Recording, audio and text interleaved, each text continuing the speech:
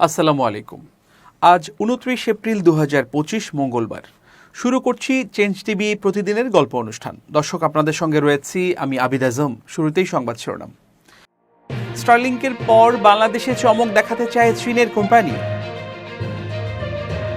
হঠাৎ বিএনপির উপর ক্ষুব্ধ চরমোনাই বীচ। পুলিশ নিয়ে যা বললেন প্রধান উপদেষ্টা। এবার বিস্তারিত। বাংলাদেশের প্রযুক্তি খাতে যুক্তরাষ্ট্রের স্টারলিংকের প্রবেশের পর এবার চীনের ইন্টারনেট জায়ান্ট টেনসেন্টও কার্যক্রম শুরুর আগ্রহ প্রকাশ করেছে। সোমবার সামাজিক যোগাযোগ মাধ্যম ফেসবুকে দেয়া এক পোস্টে এ তথ্য জানিয়েছেন অন্তর্বর্তী সরকারের প্রধান উপদেষ্টার বিশেষ সহকারী ফয়েজ তাইয়েব আহমেদ।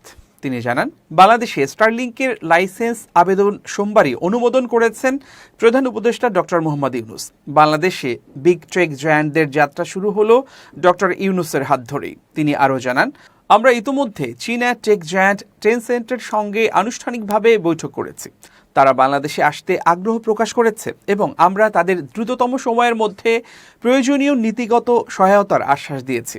এছাড়াও SIRIS নামের একটি আন্তর্জাতিক প্রযুক্তির প্রতিষ্ঠানও বাংলাদেশে আসছে বলে জানান তিনি। দেশের প্রথম হাইপার স্কেলার ক্লাউড এবং বিশ্বমানের সিকিউরড ডেটা সেন্টার স্থাপন হচ্ছে যাত্রা নামক বাংলাদেশি কোম্পানির উদ্যোগে কালিয়াকৈর হাইটেক পার্কে। এই প্ল্যাটফর্মে ভবিষ্যতে মেটা, গুগল সহ অন্যান্য প্রযুক্তি জায়ান্টদের পে লোড যুক্ত করা হতে পারে বলেও জানান ফয়াজ। এই প্ল্যাটফর্মে ভবিষ্যতে মেটা, গুগল সহ অন্যান্য প্রযুক্তি জায়ান্টদের পেলোড যুক্ত হতে পারে বলেও জানান ফয়েজ। প্রসঙ্গত 1998 সালে প্রতিষ্ঠিত টেকসেন্ট হোল্ডিংস লিমিটেড বিশ্বের অন্যতম বৃহৎ প্রযুক্তি কোম্পানি। প্রতিষ্ঠানটি ইন্টারনেট ভিত্তিক সেবা, বিনোদন, কৃত্রিম বুদ্ধিমত্তা এবং প্রযুক্তির বিভিন্ন ক্ষেত্রে বিশ্বজুড়ে কার্যক্রম পরিচালনা করছে।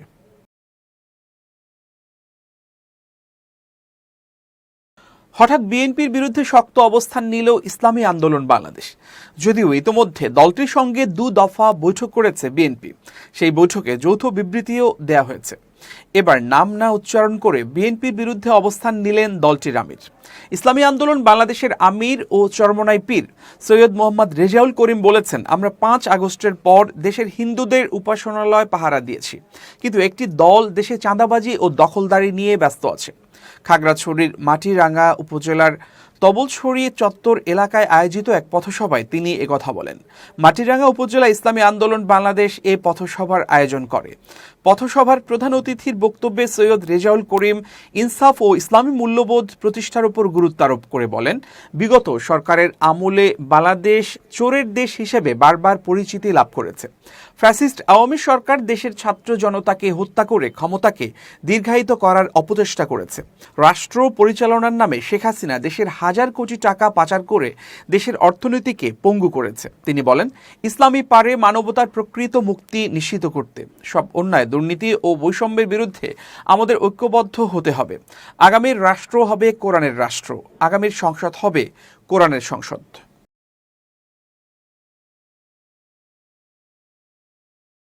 স্বৈরাচারী শাসনামলের 15 বছরে দেশের পুলিশ বাহিনীকে দলীয় বাহিনীতে পরিণত করায় সমস্ত ব্যবস্থা ধ্বংস হয়ে গিয়েছিল বলে মন্তব্য করেছেন অন্তর্বর্তীকালীন সরকারের প্রধান উপদেষ্টা প্রফেসর মোহাম্মদ ইউনুস। তিনি বলেন, স্বৈরাচারের অবৈধ অন্যায় আদেশ পালন করতে গিয়ে পুলিশ বাহিনী ব্যাপকভাবে জনরোষের মুখে পড়ে। অনেক সৎ পুলিশ সদস্যদেরও এজন্য মাশুল দিতে হয়েছে। মঙ্গলবার সকালে রাজারবাগ পুলিশ লাইন্সে বাংলাদেশ পুলিশ অডিটোরিয়ামে পুলিশ সদস্যদের উদ্দেশ্যে ভাষণ দেওয়ার মাধ্যমে পুলিশ সপ্তাহের উদ্বোধনকালে একথা বলেন তিনি। এ সময় স্বরাষ্ট্র উপদেষ্টা, প্রধান উপদেষ্টার বিশেষ সহকারী, আইজিপি সহ সংশ্লিষ্ট ঊর্ধ্বতন কর্মকর্তারা উপস্থিত ছিলেন। প্রধান উপদেষ্টা পুলিশ সদস্যদের উদ্দেশ্যে বলেন, সর্বস্তরের মানুষের অধিকার, মর্যাদা, ন্যায় বিচার প্রতিষ্ঠিত হবে, কোনো বৈষম্য থাকবে না। যুগ যুগ ধরে এটি ছিল মানুষের আকাঙ্ক্ষা। এই আকাঙ্ক্ষা পূরণে জোর ভূমিকা রাখতে হবে আইন শৃঙ্খলা বাহিনীকে। পুলিশ সপ্তাহে উপস্থিত পুলিশ সদস্যদের উদ্দেশ্যে প্রধান উপদেষ্টা বলেন, গত আগস্টে অন্তর্বর্তী সরকার যখন দায়িত্ব গ্রহণ করে সে সময় এদেশের আইন শৃঙ্খলা বাহিনী ভঙ্গুর অবস্থায় ছিল। পুলিশের সঙ্গে জনগণের দূরত্ব সৃষ্টি হয়েছিল।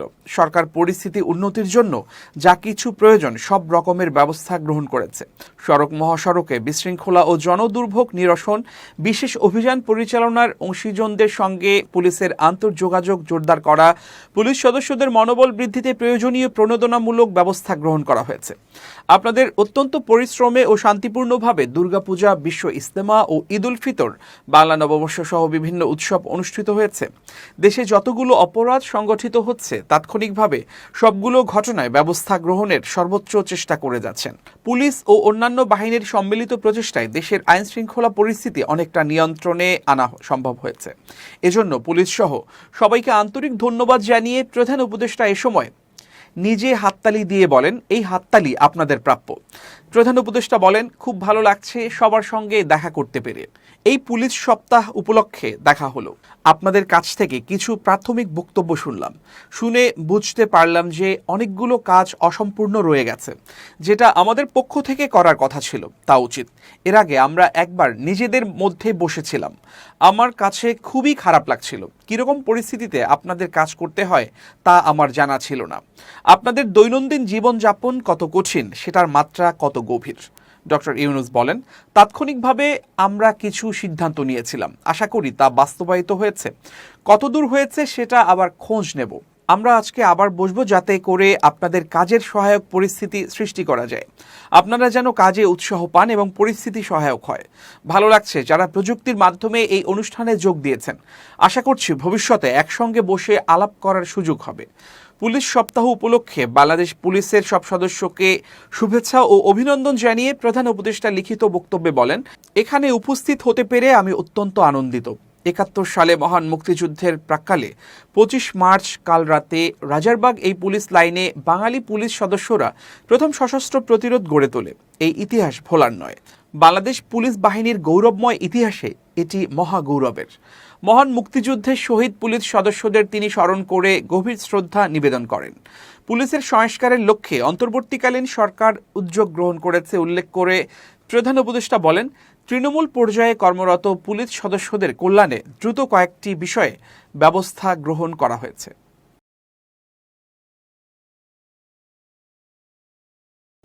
প্রধান নির্বাচন commissioner CEC M Nasir Uddin বলেছেন, আগামী নির্বাচনে প্রবাসীদের ভোটাধিকার নিশ্চিত করা আমাদের ওয়াদা।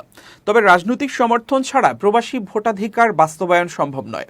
মঙ্গলবার সকালে নির্বাচন ভবনের অডিটোরিয়ামে প্রবাসী বাংলাদেশিদের ভোটের জন্য একটি নিরাপদ ও কার্যকর ভোটিং ব্যবস্থা তৈরির লক্ষ্যে রাজনৈতিক দল, গণমাধ্যম, সুশীল সমাজ ও বিশেষজ্ঞদের সঙ্গে মতবিনিময় সভায় তিনি একথা বলেন। সিইসি বলেন, আগামী নির্বাচনে প্রবাসীদের ভোটাধিকার নিশ্চিত করা আমাদের ওয়াদা। সবার দাবিও এটা আমাদের কাছে। আমরা এটা নিয়ে কাজ করেছি। দেশের আর্থসামাজিক বাস্তবতা ও শিক্ষা সবকিছু পর্যালোচনা করে একটা চূড়ান্ত সিদ্ধান্ত করব। রাজনৈতিক নেতৃবৃন্দ সমর্থন না দিলে কোনো কিছুই বাস্তবায়ন সম্ভব নয়। নাসির উদ্দিন বলেন, মানুষের আস্থা যেন থাকে, কম খরচে যেন বাস্তবায়ন করতে পারি সেই পদ্ধতিতে বেছে নিতে হবে। পরবর্তী নির্বাচনে প্রবাসীদের ভোট দেয়া চালু করতে চাই।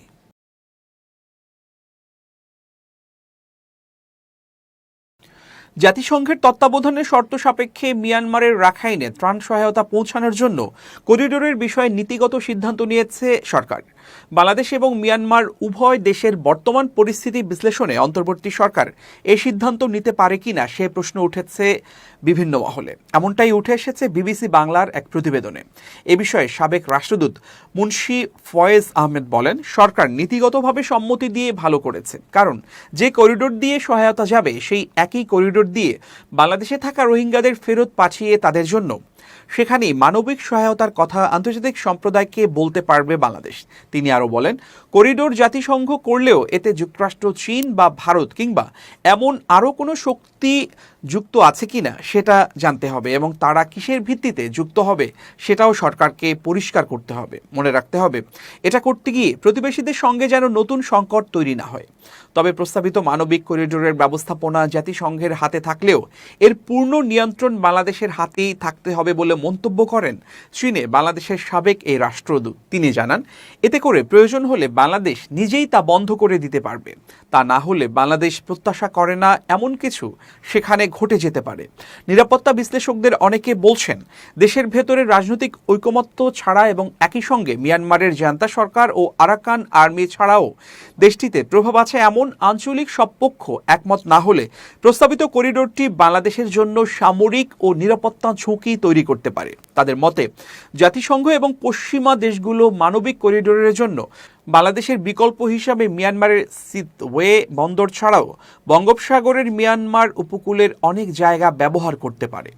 করিডোর স্থাপনের সরকারি সিদ্ধান্তের বিষয়ে বাংলাদেশের পররাষ্ট্র উপদেষ্টা তৌহিদ হোসেন রোববার সাংবাদিকদের জানান, নীতিগতভাবে আমরা এতে সম্মত, কারণ এটি একটি ত্রাণ সহায়তা পৌঁছানোর জন্য করিডোর হবে। কিন্তু আমাদের কিছু শর্ত রয়েছে, সেগুলোর বিস্তারিততে যাচ্ছি না। সেই শর্তগুলো যদি পালিত হয়, আমরা অবশ্যই জাতিসংঘের তত্ত্বাবধানে সহযোগিতা করব। এবার ভারত পাকিস্তান যুদ্ধাবস্থার খবর। কাশ্মীরে সন্ত্রাসী হামলার ঘটনায় বার্তা দিয়েছেন তুরস্কের প্রেসিডেন্ট রিসেপ তাইয়েপ এরদোয়ান। তিনি দুই দেশের মধ্যকার উত্তেজনা প্রশমনে দ্রুত পদক্ষেপ গ্রহণের আহ্বান জানিয়েছেন। ডেইলি সাবাহর এক প্রতিবেদনে এ তথ্য জানানো হয়েছে। এরদোয়ান এক সতর্ক বার্তায় বলেন, যদি এখনই শান্তি প্রতিষ্ঠার উদ্যোগ নেওয়া না হয়, তাহলে এই পরিস্থিতি আরও ভয়াবহ সংকটে রূপ নিতে পারে। তিনি উত্তেজনা প্রশমনে দ্রুত পদক্ষেপ গ্রহণের আহ্বান জানান। সোমবার আঙ্কারায় এক সংবাদ সম্মেলনে তিনি বলেন, পাকিস্তান ও ভারতের মধ্যে যে উত্তেজনা তৈরি হয়েছে তা যেন দ্রুত প্রশমিত হয়, আমরা সেই কামনাই করছি, কারণ আমরা চাই না এই পরিস্থিতি আরও জটিল হয়ে উঠুক। একই সঙ্গে তিনি ফিলিস্তিন ইস্যুতে তুরস্কের অটল অবস্থান পুনর্ব্যক্ত করেন। এরদোয়ান বলেন, পূর্ব জেরুজালেম, পশ্চিম তীরের মতো গাজাও ফিলিস্তিনিদেরই ভূমি। ইনশাআল্লাহ গাজার ভাই বোনেরা সেই ভূমিতেই চিরকাল বসবাস করবেন। ইসরায়েলের অবরোধ ও সহিংসতার তীব্র সমালোচনা করে তিনি বলেন, গাজায় আরও রক্ত ছড়িয়ে, শিশু হত্যা করে এবং মানুষকে ক্ষুধা ও ওষুধের অভাবে রেখে কেউ কোনো লক্ষ্যে পৌঁছাতে পারবে না। এই বাস্তবতাটি মেনে নেওয়া উচিত। জম্মু ও কাশ্মীরের পেহেলগামে সাম্প্রতিক সন্ত্রাসী হামলার পর ভারত ও পাকিস্তানের মধ্যে উত্তেজনা কার্যত চরমে পৌঁছেছে এবং এই উত্তেজনা সামরিক সংঘাতে রূপ নেয়ার আশঙ্কাও বাড়ছে। এমন অবস্থায় কারাবন্দী সাবেক প্রধানমন্ত্রী ইমরান খানকে মুক্তি দেওয়ার দাবি জানিয়েছে প্রধান বিরোধী দল পিটিআই। একই সঙ্গে ইমরানকে রেখে সর্বদলীয় বৈঠক আয়োজনের দাবিও করেছে দলটি। মঙ্গলবার এক প্রতিবেদনে এই তথ্য জানিয়েছে পাকিস্তানি সংবাদ মাধ্যম দ্য ডন। সংবাদ মাধ্যমটি বলছে, পেহেলগামে পর্যটকদের উপর হামলার পর পাকিস্তান ভারত উত্তেজনা বেড়ে যাওয়ায় বিরোধী দল পিটিআই তাদের দলনেতা ইমরান খানের মুক্তির দাবি জানিয়েছে, যাতে তিনি জাতীয় গুরুত্বপূর্ণ আলোচনায় অংশ নিতে পারেন। সোমবার পাকিস্তানের সিনেটে পিটিআই এই দাবি জানায়। একই সঙ্গে দলটি অবিলম্বে একটি সর্বদলীয় সম্মেলন আয়োজনের আহ্বানও জানিয়েছে, সেখানে ইমরান খানের উপস্থিতি নিশ্চিত করার দাবিও করা হয়েছে। সিনেটে পিটিআইয়ের পার্লামেন্টারি নেতা সিনেটর আলী জাফর বলেন, রাজনৈতিক মতপার্থক্য একপাশে রেখে এখন দেশের স্বার্থে ঐক্য জরুরি। বর্তমান পরিস্থিতিতে সর্বদলীয় বৈঠকই একমাত্র সঠিক পদক্ষেপ। তিনি বলেন, ইমরান খান যদি এমন বৈঠকে অংশ নিতে পারেন, তাহলে তা বিশ্বকে একটি স্পষ্ট বার্তা দেবে যে পাকিস্তান ঐক্যবদ্ধ, আর এতে দেশের অবস্থান আরও শক্তিশালী হবে। আলী জাফর ভারতের প্রধানমন্ত্রী নরেন্দ্র মোদীর সরকারকে নাৎসি মানসিকতার সঙ্গে তুলনা করে বলেন, ভারত মিথ্যা অভিযোগে পাকিস্তানকে দোষারোপ করছে, অথচ পাকিস্তান নিজেই সন্ত্রাসবাদের শিকার। পিটিআই নেতা শিবলি ফারাজ বলেন, ইমরান খানকে টেলিভিশনে বক্তব্য দেওয়ার সুযোগ দেওয়া হোক, যাতে তিনি জনগণকে মিনারি পাকিস্তানে জমায়েত হওয়ার এবং ভারত সীমান্তের দিকে ওয়াগা সীমান্তে পদযাত্রা করার ডাক দিতে পারেন। তিনি দাবি করেন, এই ডাকে 1 কোটির বেশি মানুষ সাড়া দেবেন। তিনি বলেন, শুধু জনগণের প্রকৃত প্রতিনিধি ভারতকে শক্ত বার্তা দিতে পারেন। একই সঙ্গে তিনি রাজনৈতিক প্রতিহিংসার ভিত্তিতে করা মিথ্যা মামলা প্রত্যাহার এবং সব রাজনৈতিক বন্দীর মুক্তির দাবিও করেন। ক্ষমতাসীন পিএমএল-এন এর সিনেটর ইরফানুল হক সিদ্দিকী বলেন, পেহেলগামের হামলা একটি ফলস ফ্ল্যাগ অপারেশন, যেটি ভারতের কর্তৃপক্ষই পরিচালনা করেছে পাকিস্তানকে হ্যাও করার জন্য। তিনি প্রশ্ন তোলেন, যেখানে প্রতি 7 জন কাশ্মীরের বিপরীতে 1 জন করে ভারতীয় সেনা মোতায়েন করা হয়েছে, সেখানে এত কড়া নিরাপত্তার মধ্যে কিভাবে এমন বড় হামলা সম্ভব? সিনেটর সিদ্দিকী আরও বলেন, ভারতের অভ্যন্তর থেকেও এখন মোদির নীতির বিরুদ্ধে প্রশ্ন উঠছে এবং আন্তর্জাতিক মহলও ভারতের দাবিকে গুরুত্ব দিচ্ছে না।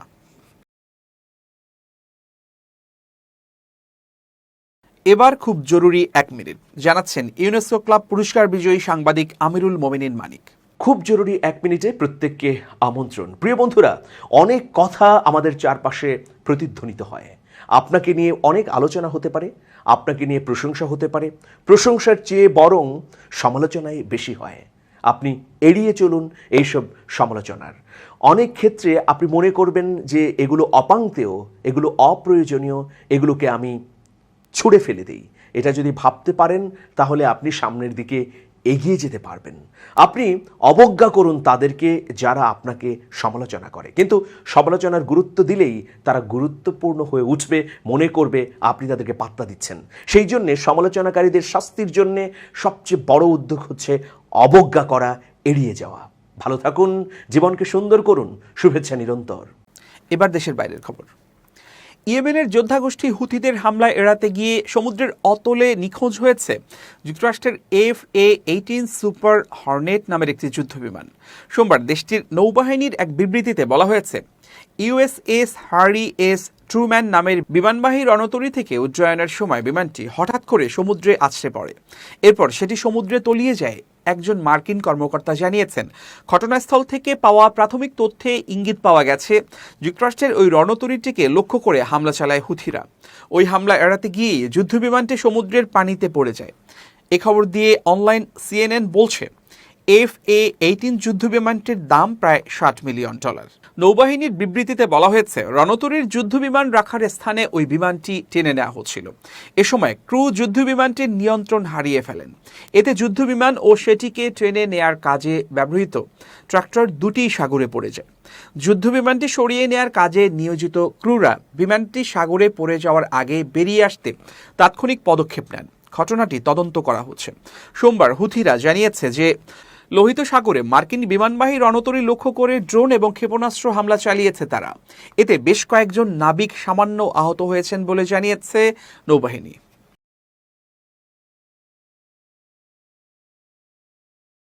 দর্শক, শেষ করছি প্রতিদিনের গল্পের আজকের গল্প। changetv.press বাংলাদেশের ইউটিউব জার্নালিজমের অগ্রদূত। ভিজিট করুন এর ওয়েবসাইট www.changetv.press, youtube.com/changetvpress এবং সাবস্ক্রাইব করুন চ্যানেলটি। নিয়মিত লাইক, কমেন্ট ও শেয়ার করে আপডেট রাখুন নিজেকে। ভালো থাকুন, নিরাপদে থাকুন। শুভেচ্ছা নিরন্তর। changetv.press, এক ফোঁটা হলুদও নেই।